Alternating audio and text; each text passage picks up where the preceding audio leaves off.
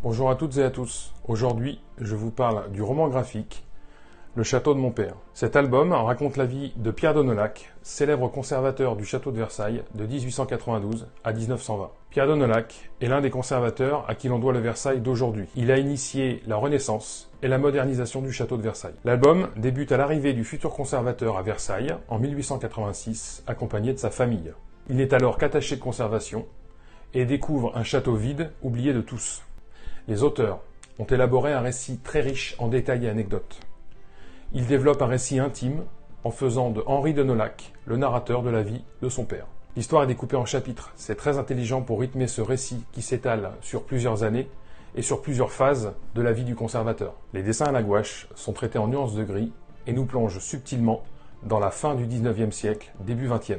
On retrouve également beaucoup de vues en perspective dans les cases de cet album, tant dans les cadrages en intérieur que dans les vues extérieures du château.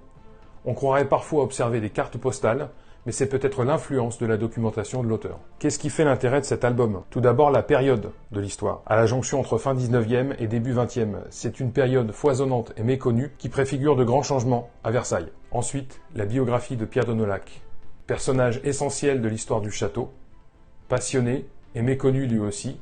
Sa vie reflète les difficultés de l'époque. On observe durant cette période que le château regagne de l'intérêt, tant dans le domaine artistique que sur l'aspect politique et historique.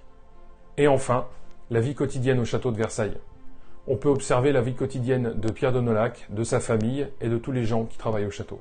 Si cet album vous intéresse, vous le retrouverez chez votre libraire. Il est édité conjointement par la Boîte à Bulles et les châteaux de Versailles.